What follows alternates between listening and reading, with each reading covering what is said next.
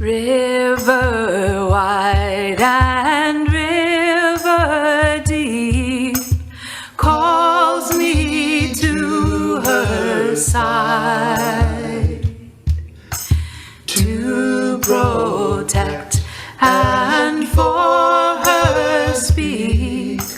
Water, she says, it is time.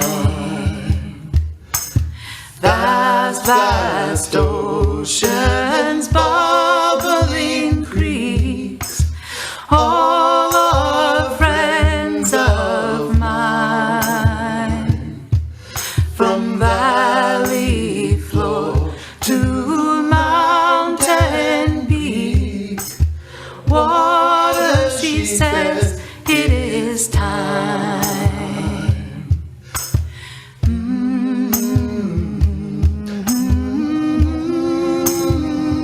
Naturalist E. O. Wilson writes, "There can be no purpose more inspiring than to begin the age of restoration, reweaving the wondrous diversity of life that still surrounds us."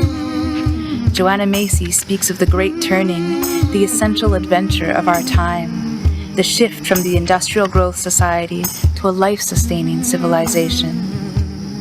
Restoration of land and relationship pushes that turning wheel.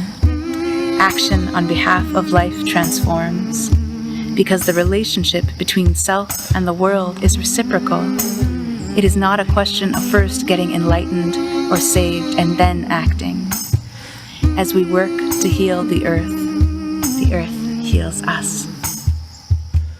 So lay down your weapons, I come in peace to be a stand for life. For all things thrive where water is clean. Water, she says, it is time. For all things thrive where water is clean. Water, she says, it is time.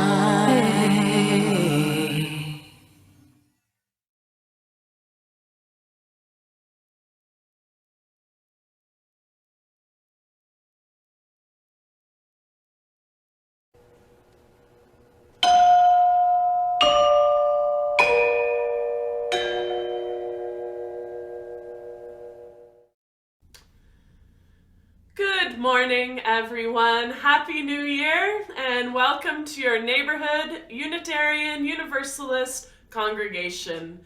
My name is Susanne Maziarz. I'm here at 310 Danforth in my office beside my piano with a red dress hanging in front of a bright rainbow flag. I have your announcements for the coming week. Ongoing at Neighborhood Wednesday nights, our minister Wayne Walder hosts a meditation evening on Zoom for beginners and intermediates. All are welcome every Wednesday from 7:30 to 8:30 p.m. We continue to support Club Sandwich. You can make sandwiches of any type, individually wrapped, and drop them off at 112 Simpson Avenue, that's MCC, on Wednesdays before 8 or Thursdays before noon in contactless drop-off bins in the alley. Those sandwiches go out to support hungry folks in our community at 9 different support services. And going on here in Neighborhood is in our art galleries, Wayne Walder's Mindful Journeys in Photos and Prose. If you'd like to visit the art exhibit, you can contact Wayne or our office to come in and have a look. Coming up for our community are 2 important congregational meetings. On Sunday, January 30th, after service, we'll have our annual budget meeting. And on Sunday, February 20th, after service, our investment update meeting. They will occur here in our regular Zoom space. We hope you can attend.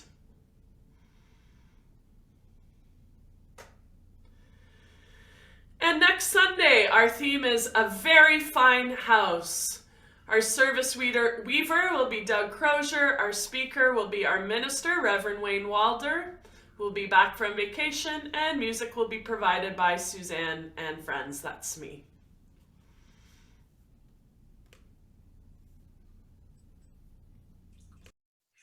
Welcome to our Neighborhood Unitarian Universalist Congregation service. We welcome you here on Zoom as we return to meeting online. Thank you for joining us this Sunday. My name is Peter Marmorek. I'll be your virtual service weaver this morning from my home in Toronto, where I have orange sumac trees against the blue background behind me. We're pleased this morning to welcome our guest speaker, Nancy Rubenstein from the Ottawa UU Fellowship. Our musical director, Susanne Maziarz, is at 310 Danforth, and our minister, the Reverend Wayne Walder, is taking a well-deserved rest. Zee Getchell facilitates our Sunday Child and Caregiver program and will share a time for all ages from home. Knutson will be leading songs today from her home. We also have Mike Kosowski, who most ably does the Zoom web hosting duties. Thank you to all of you. Zoom etiquette is familiar to us all by now, painfully so perhaps. Stay muted unless you're talking, keep chat open for readings and lyrics, and please don't send personal messages to everyone during service. It's like talking during a service. There is an exception there for tech problem messages. You're welcome to send messages, Peter, you're muted and we can't hear you. On Zoom, remember how much you can control. You can control the closed captioning, the size of the spotlight window, and the size of the chat text. We're recording this service for the public, both for YouTube and our neighborhood website. Joys and concerns will be edited out. If you have privacy concerns, you can turn off your camera so you're not seen and rename yourself. Now that the introductions and technical instructions are out of the way, we have nowhere else to go, nothing else to do. Shut off all the other apps that might distract, or put your device on Do Not Disturb and be present. This is our threshold moment. Let's enter sacred space together. Our service begins now. The chalice is as close to a universal UU symbol as we have. So as Susanne lights the chalice, join by lighting your own personal chalice or candle, or holding your hands in the shape of a chalice. But either way, join Susanne as she sings.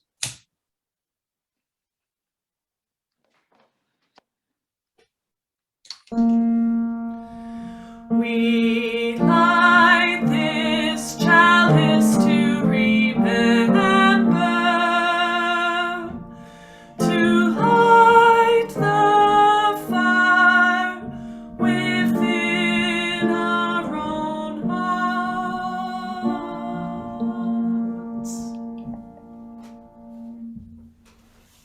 And now for our prelude.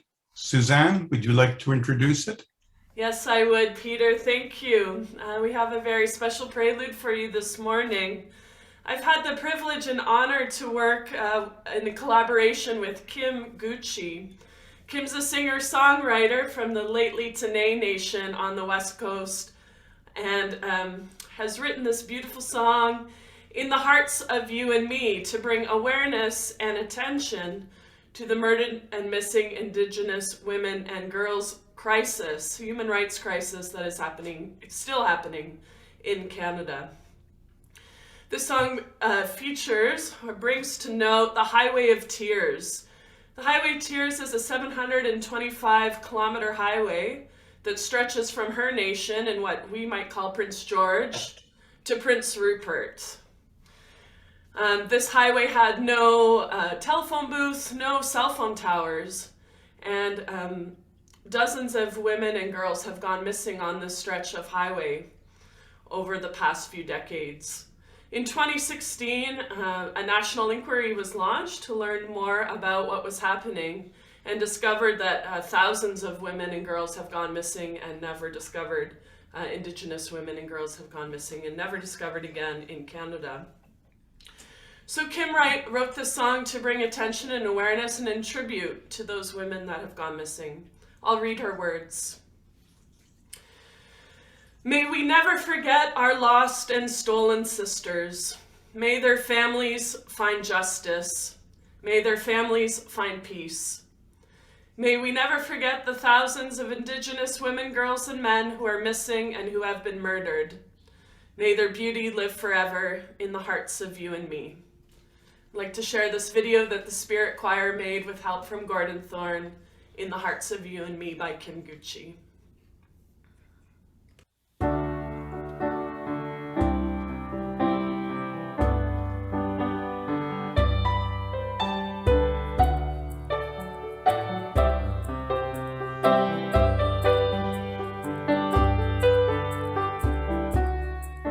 She packed her bags this morning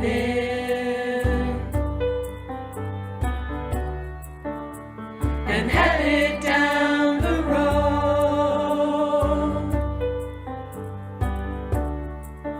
Didn't know where she was going. She had a long, long way to go. A long, long way to go.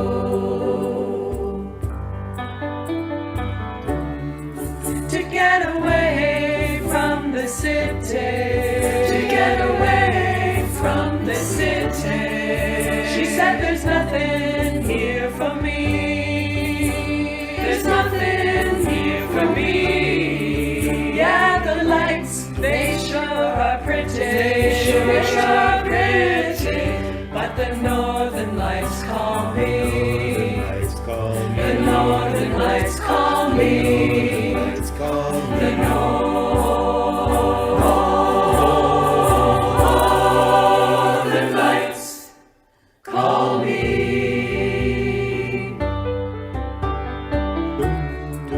Stranger pulled up beside her. Stranger pulled up beside her. Where you going, lady? Where you going, lady? Jump in and I will take you. I'll take you a long, long way from here. A long, long way from here. A long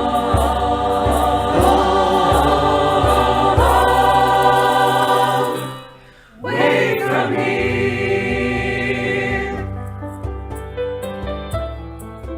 Her spirit soars above us, high, high above the trees.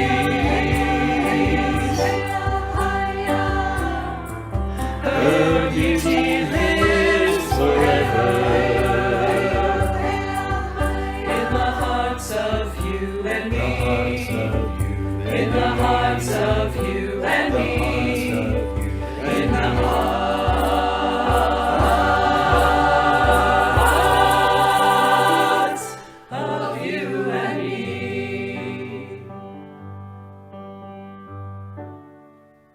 In the silence of the night, on the highway of tears. In the silence of the night, there's a red dress on a tree. A red dress on a tree. A red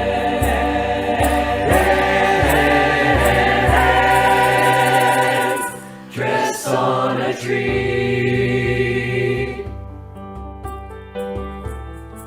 Her spirit soars above us, high, high above the trees.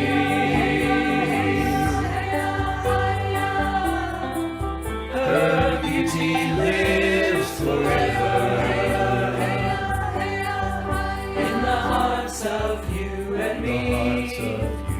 in the hearts of you and me, in the hearts of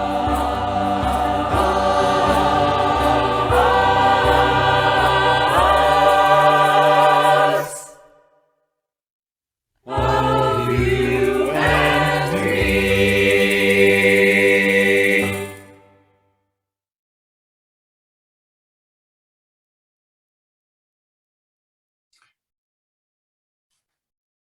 Good morning, welcome, Happy New Year.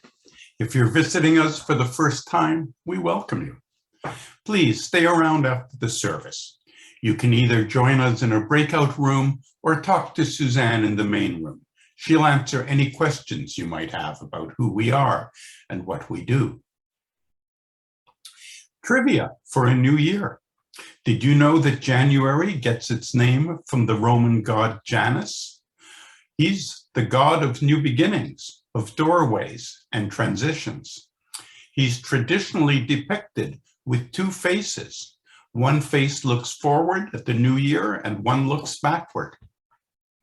So it's appropriate for us to start by looking backwards and acknowledging that before we called these places our homes, the Wendat, Anishinaabe, the Haudenosaunee Confederacy, and the Mississaugas of the New Credit called this place their home. These nations live here now, as do the Métis and Inuit. As we look forward towards reconciliation, we understand that the work that needs to be done is our work and that we will try to do what we can. Our mission at Neighborhood is to empower spiritual growth and shared action for the care of the world. Our January theme, starting this liminal year, is home maintenance. Our theme for today is our house, truth and reconciliation.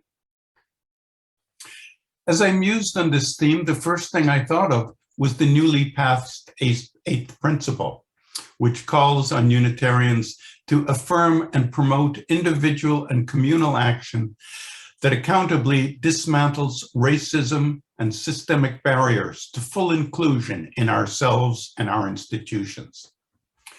As I noted, Janus is the god of doorways, and there are many doorways that we have blocked for the First Nations that have prevented them from being in their own homes, prevented them physically, culturally, and spiritually.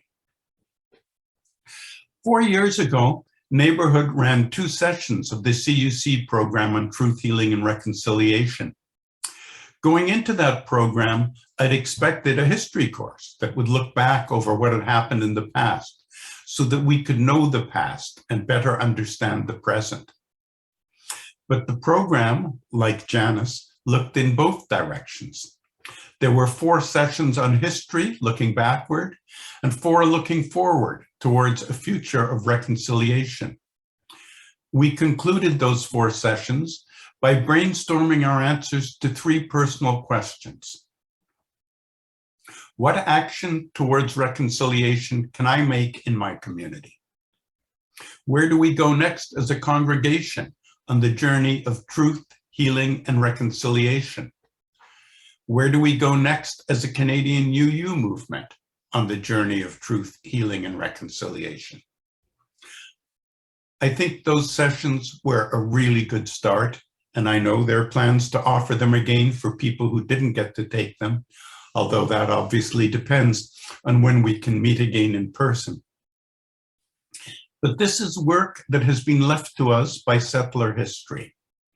I know it's not what I or any of us would have chosen, but it is where we are. I think of a passage I'm very fond of in Lord of the Rings, where Frodo says, "I wish the ring had never come to me. I wish none of this has happened." Gandalf answers, "So do all who live to see such times, but that is not for them to decide. All we have to decide is what to do with the time that is given us." Or, to quote the late Archbishop Desmond Tutu, "There comes a point where we need to stop just pulling people out of the river. We need to go upstream and find out why they're falling in." and perhaps 2022 is our time to go upstream. When we gathered in person at this time in the service, we would ask you to turn to your neighbor and greet them. Now, online, briefly unmute your device, switch to gallery view, and offer a greeting to those around you. We'll sound a chime at the end, but now greet your neighbors. Hi everyone, Hello, Nancy. Suzanne, Hey, that red Toronto, dress, Hey, so powerful. everyone. Hey, Christina. Dolly. And Hey, hey, Allison. Year. Hi everyone. Hi David Morris. feeling okay? Hi Happy New Deb. Year. How are you, love? Hi Susan. Dolly. Nice to Kim, Suzanne, Michelle. again, Nancy. There somewhere. David. Good. How are you? Hi, Peter. Hi, Sigrid, Dolly, Wendy, Terry, Mal, Hi, John. Happy New Year. Moira. Gordon. Hi, Sigrid. Zee. Hi, Bruce and Lynn.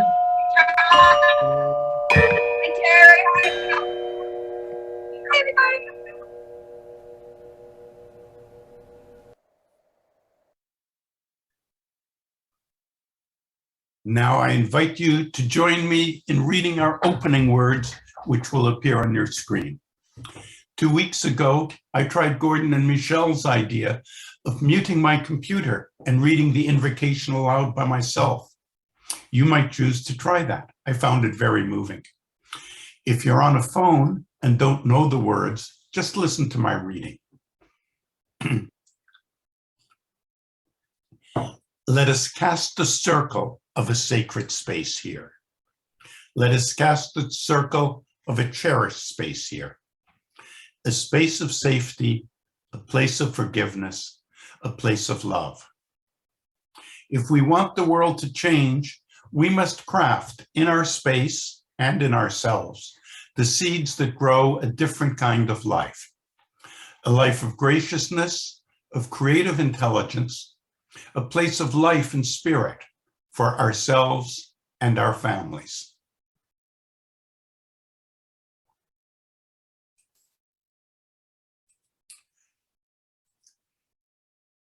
Question for the community. Think of a conversation you've had that was transformative for you. How did your view of that issue shift? What was the agent of change? What made that transformation possible? We'll hear 3 answers now. That's all we have time for. And then we'll talk further in the breakout room after the service. So if you'd like to share your answer, just raise your hand by going to the reaction tab at the bottom of your screens. For myself, I think of a conversation I had with Patty Douglas about 3 months ago about ableism, where Patty clearly and directly pointed out just how limited my perspectives were. That was before I had my nasty breakup with my Achilles tendon, which further helped me to rethink my views on ableism.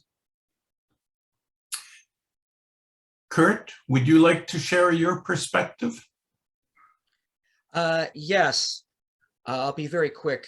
For a time, I was very against the 8th principle because I didn't find it inclusive to other forms of discrimination like ableism, which I experience.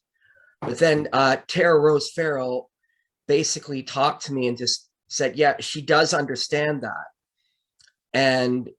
But it's also important to, fight other forms of discrimination at the same time. And maybe if I fight other forms, I can get other people to help me fight mine. Thank you. Thank you, Kurt. Is there anyone else who has a perspective they'd like to share?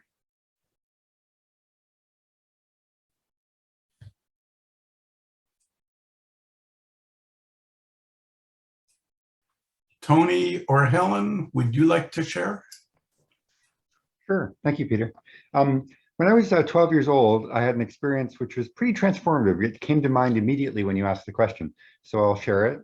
I was in school about to serve on the student council, and the question was going to come up about the the exemption level for exemption from exams. We were going to debate this. And I felt like 66% was too low. Anybody can get a 66%, you know, it should be higher. And then a classmate pointed out, you're really speaking for yourself. And it's not appropriate. It sort of creates a real feeling of discomfort in me and other classmates. And I understood that, and I carried it with me because I think that I didn't really get that before. Mm. I remember having that debate as a teacher many times. Thank you for sharing. Okay, let's come back to this question later on when we go into the breakout rooms. It is a question that leads to wonderful stories, and I hope to hear some of them in the breakout rooms. Now, please join Kim Knutson for our opening song. Kim? So this song is the welcome song, and it's a Mi'kmaq song from the East Coast, and the elder that brought it to our drum circle is Maggie Paul. So the congregation's familiar with this, so I don't think I need to give a whole pile of directions. It's kind of obvious when we sing it.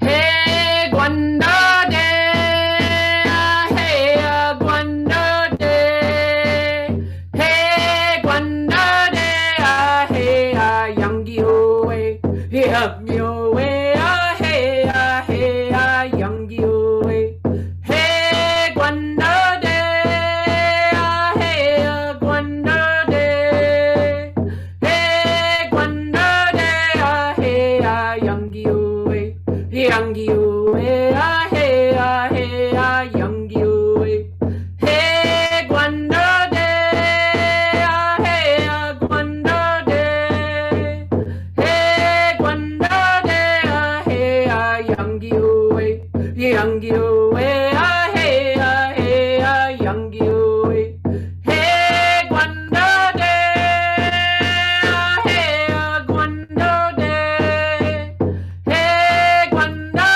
Day, hey, Yangi Owe, Yangi Owe, hey, Yangi Owe. Welcome everybody, the spirits of the new year and the guest speaker and all of those ones that walk with us.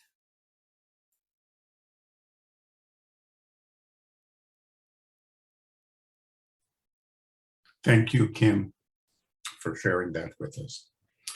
And now, all the young and young at heart, please come up and get close to the screen because Zee has something to share with you. Zee? Good morning, everyone. I want to start today by offering a special welcome to Nancy Rubenstein, or Rubenstein, I'm sorry if I pronounced your name incorrectly. Thank you for joining us. We're very glad to have you. I'm here with my rainbow UU chalice shirt and my orange kitty cat stuffed animal.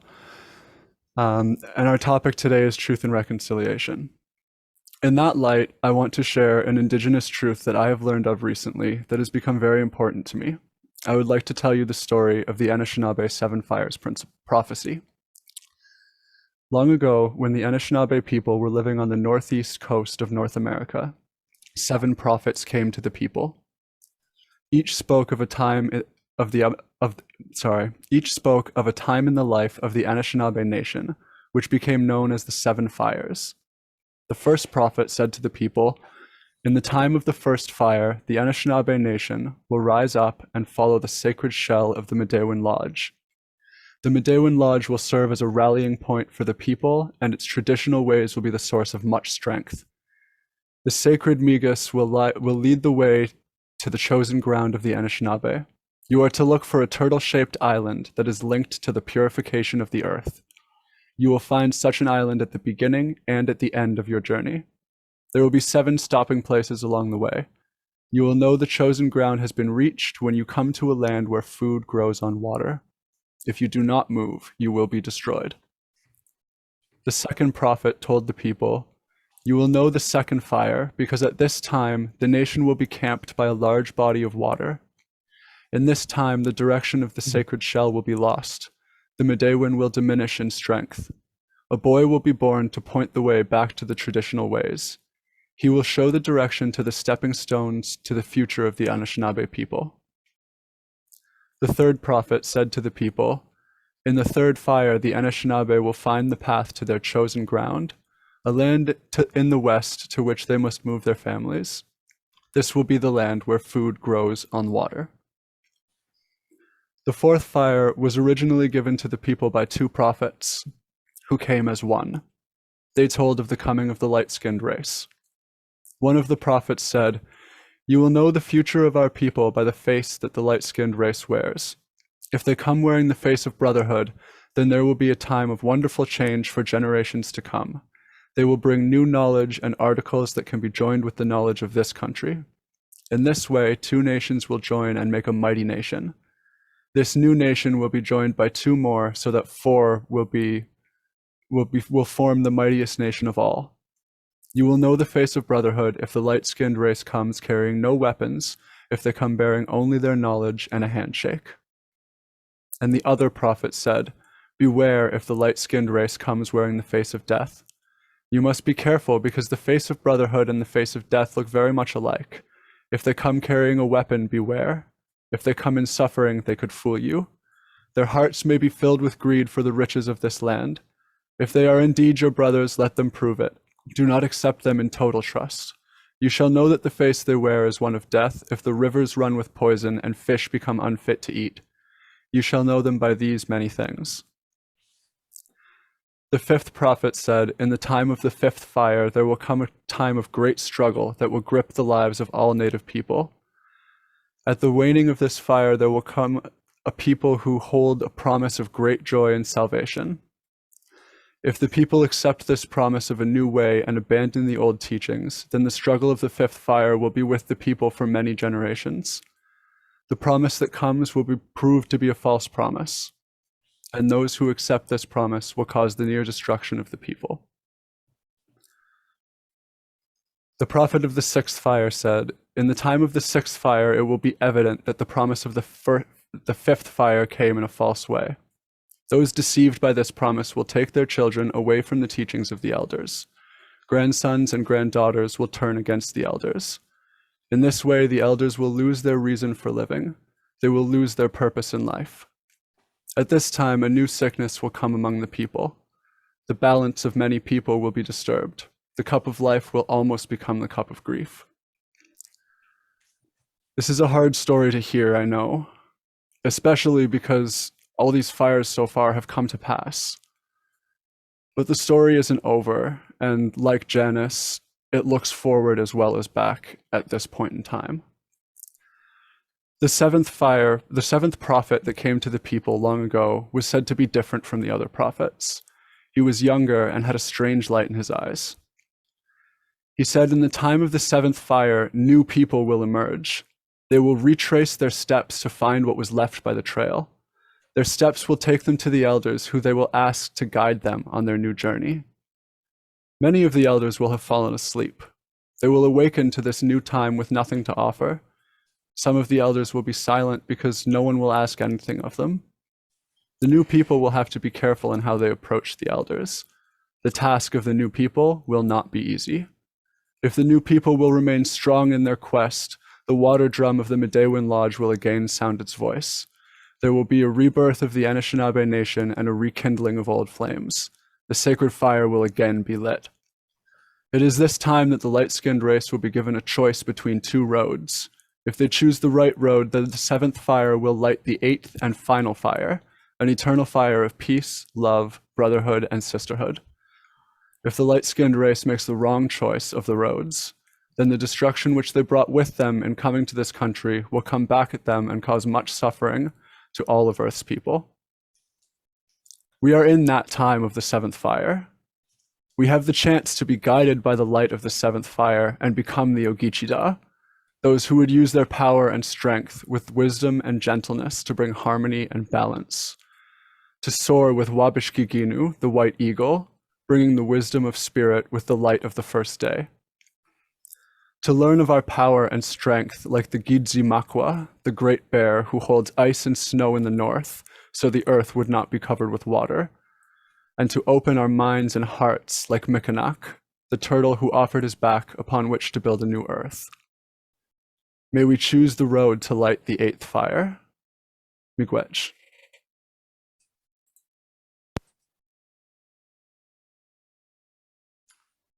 Thank you, Zee. May we choose that road indeed. This is a special time in our service when we invite you to share a joy or a concern in your life.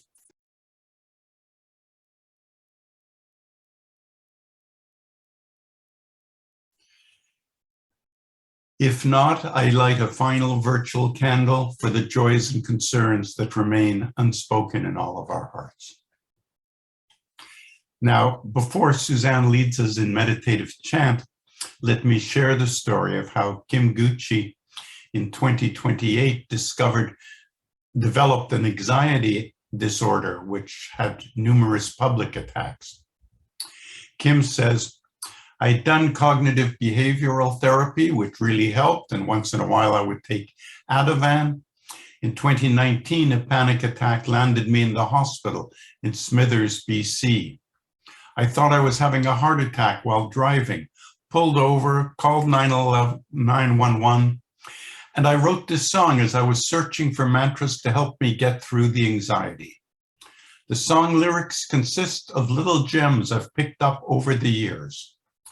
Breathing, relaxing, being present, and singing will stop the panic attack. I know this to be true. I hope this helps you too. Susanne, share the meditation with us.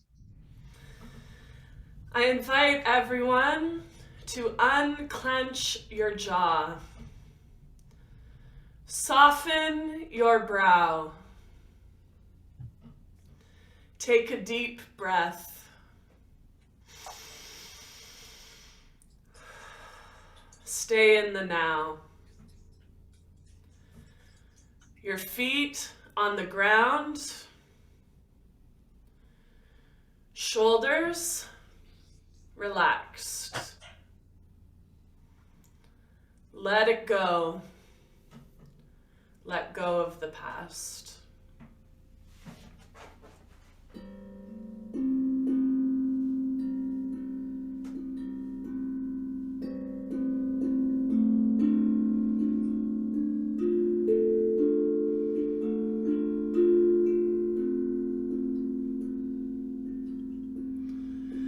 Unclench your jaw, soften your brow, take a deep breath, stay in the now, feet on the ground, shoulders relaxed, let it go, let go of the past, stay in the now, stay in the now, stay in the now, stay in the now. Unclench your jaw, soften your brow, take a deep breath, stay in the now, feet on the ground, shoulders relaxed, let it go, let go of the past.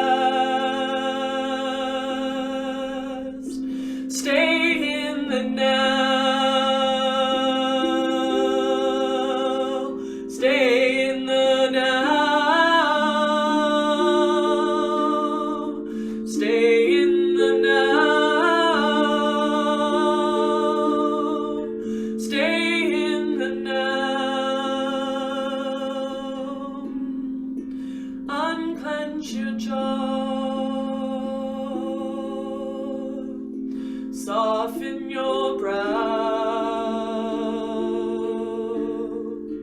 take a deep breath,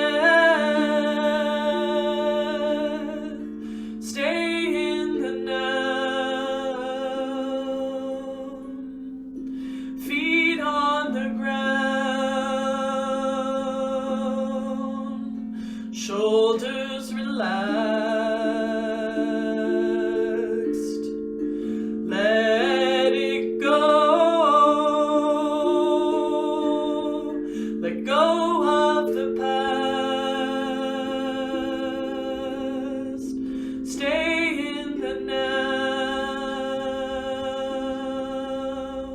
stay in the now, stay in the now, stay in the now, stay in the now, stay in the now, stay in the now, stay in the now.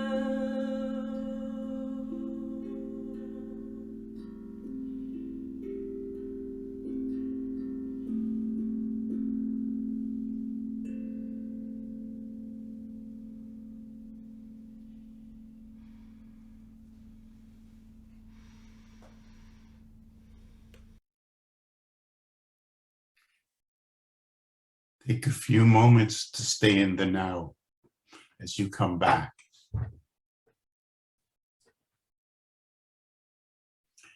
It's a great pleasure now to introduce you to Nancy Rubenstein.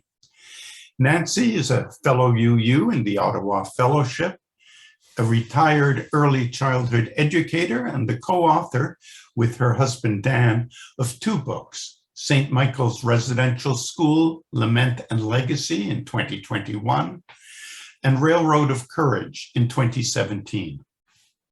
Nancy and Dan love to share times with friends and family, 3 children, 9 grandchildren, and 2 grand dogs. Nancy, over to you. Thank you so much, Peter. I'm so happy to be with you and the congregation this morning.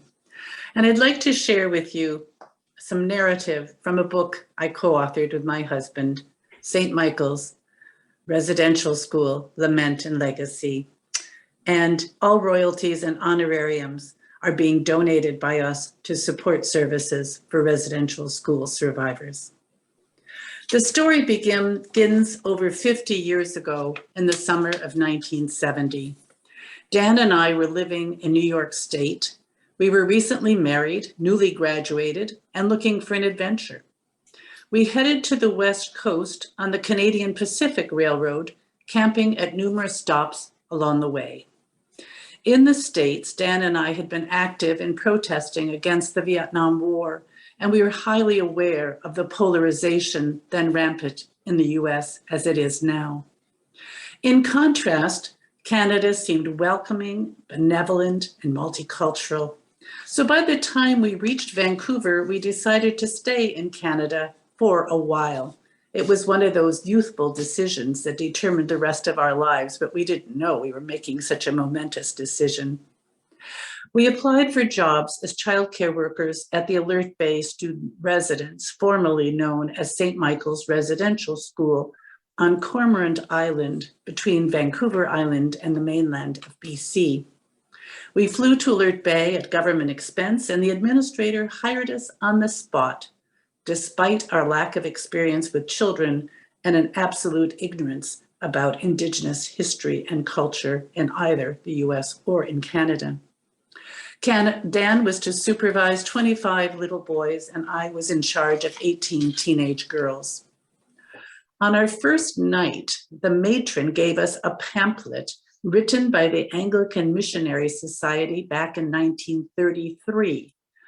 It proclaimed the various accomplishments of St. Michael's in, quote, bringing savage heathens into the kingdom of God and the dominion of Canada. We were appalled.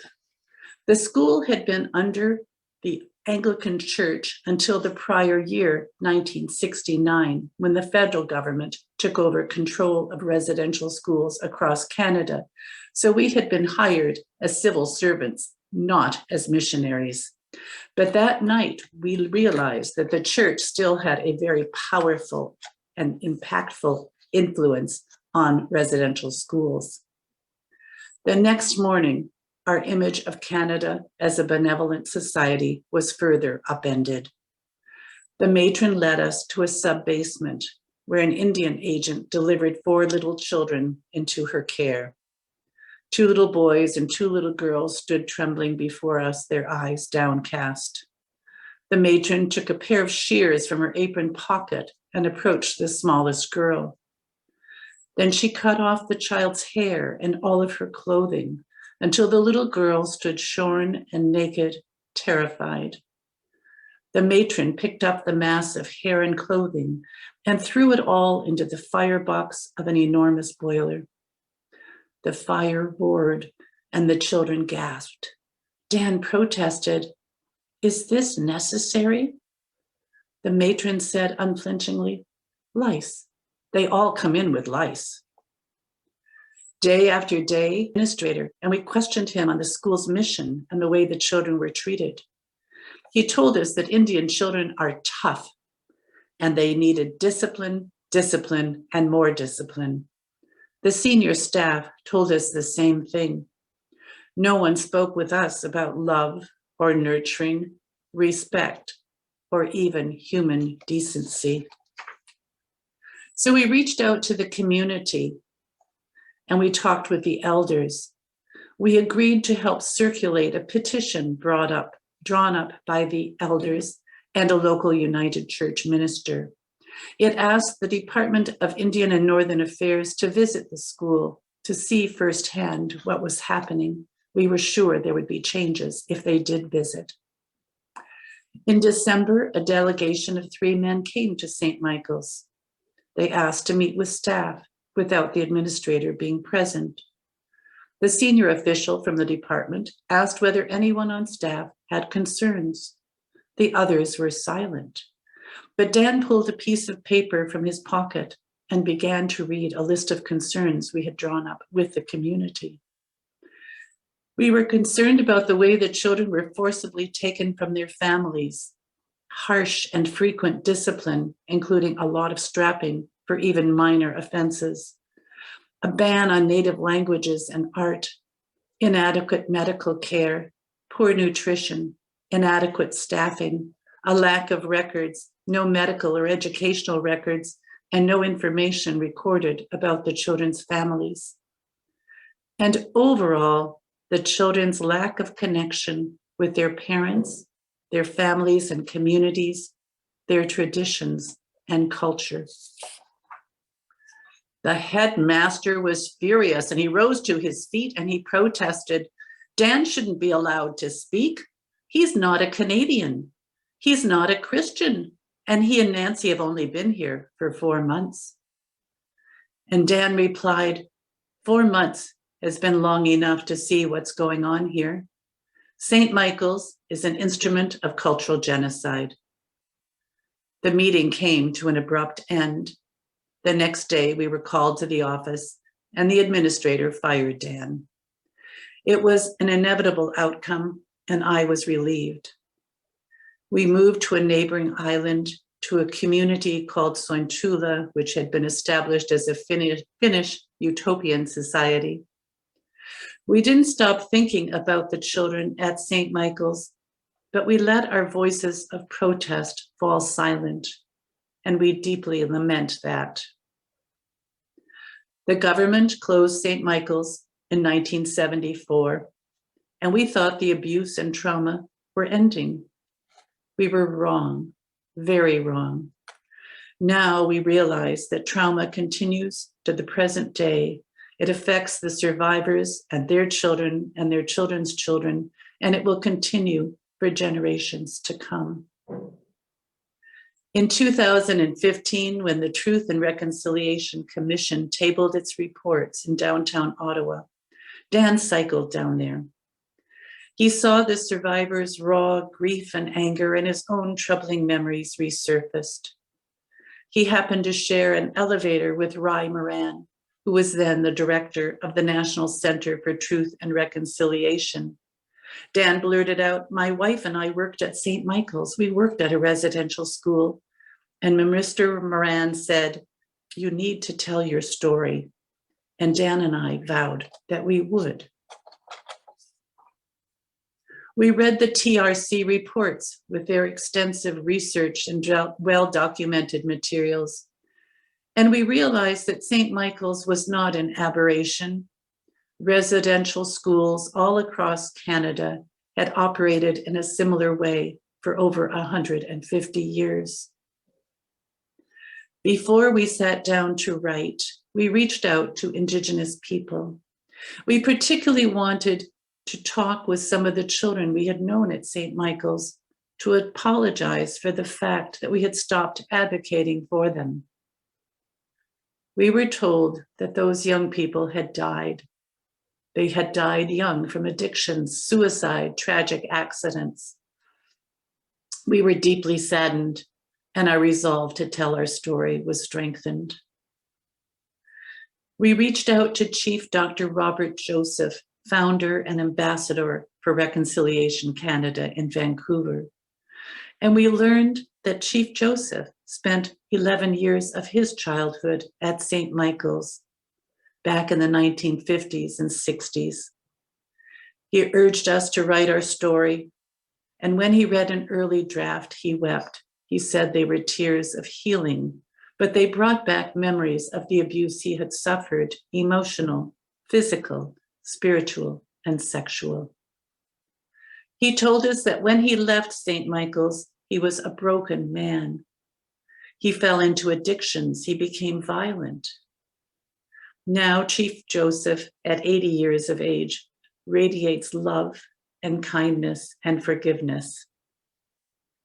He has become a close friend as well as a mentor and an inspiration, and we are deeply grateful for his presence in our lives. Our book was published in June of 2021, just a few days after the news broke about unmarked graves outside the former residential school in Kamloops. The book received more attention than we had ever imagined it would. Many people reached out to us and said they were soul-searching, re-examining our collective history. They thanked us for our book. Others reached out to us to challenge our views, alleging that the churches and the government were well-intentioned. They said people were doing what was right in the context of their times. We disagree. We acknowledge that there were individuals who were well-intentioned, as we were, but the institutions, the churches and the governments were not well-intentioned. The official residential school policy was an aggressive plan to force assimilation and to eradicate Indigenous identity and culture. And I don't think that can be construed as well-intentioned. Chief Joseph says that government apologies, settlements, programs, policies are essential, but they're not sufficient. Reconciliation involves more than transactional change. It must be transformative. And that transformative change occurs when ordinary people engage in conversations like the one we're sharing this morning. I hope you'll continue the conversation within your families and your communities. Your theme this month is home maintenance. These days, when I think about putting my house in order, I'm not focusing on sorting through old letters and photos or putting old clothing in donation boxes. Instead, I'm trying to put my house in order by promoting reconciliation. I want my chosen home, Canada, to be a place where all people, indigenous and non-indigenous, are treated with respect, honesty, and fairness. Reconciliation is a conversation we can't ignore. The need for reconciliation is too important and too urgent, and we will all benefit by being part of the conversation and the transformation. Thank you.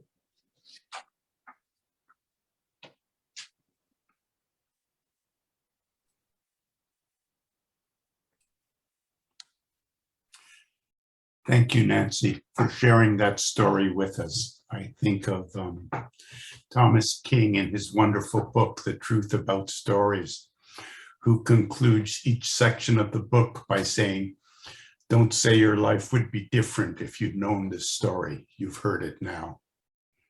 Thank you for letting us hear your story. In these times of isolation, let's not forget that this congregation is a living entity, and like all living things, it must have nurture and sustenance. If you contribute by pre-authorized withdrawals, thank you. As we contribute to the life of this community, we affirm our lives within it.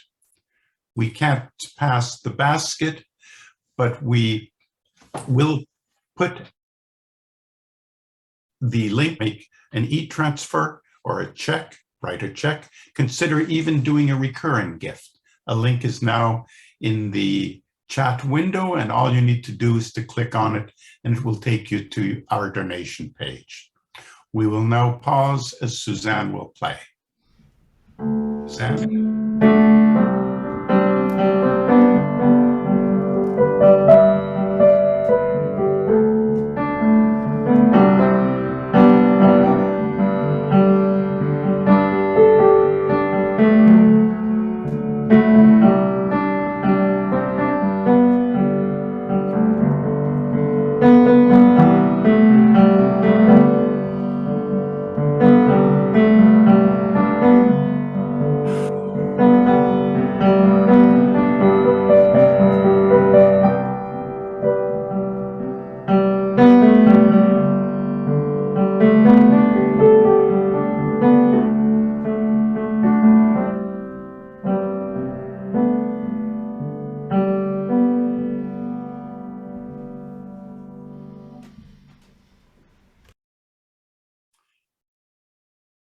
Thank you, Susanne. And I'm happy to ask Kim to introduce and sing our closing song. Kim? I'm struck by I'm a little bit emotional, but that's okay. This song is Megaze. Megaze is the bird that flies and takes our prayers to Creator. My daughter's father had 3 children that were found at different residential schools in the West Coast. And so the earth held those little ones, and it is now that the world woke up to know the truths that all of the elders and all of those ones have known, and it can never be undone. And we all have within ourselves times in our life, maybe we're letting go of this past year and the losses that it brought, and looking forward to the new year ahead, what they may be. So if there's things that you need to let go in this song, take the time to do that. The eagle will come in and take those things to Creator, as well as looking forward ahead.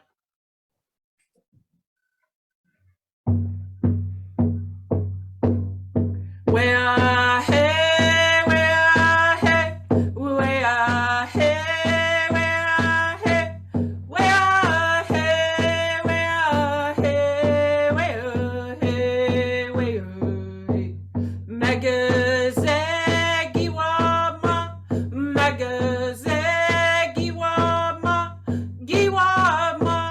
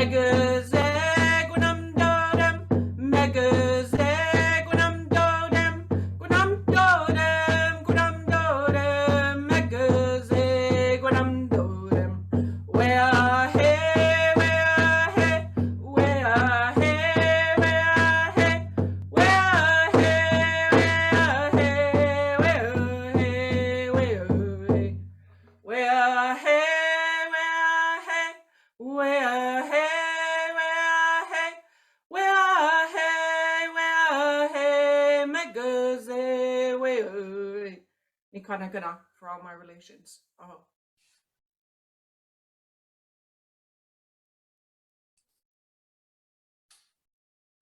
Thank you, Kim. Now I invite you to sing with Susanne as we extinguish our chalice. Susanne?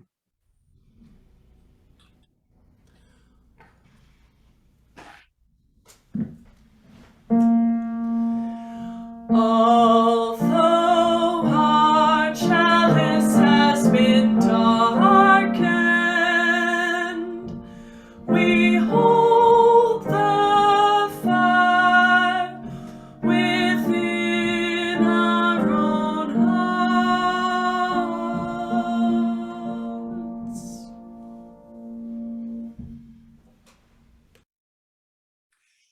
Today, I will leave you with a blessing from the Irish theologian Padraig O'Tuama.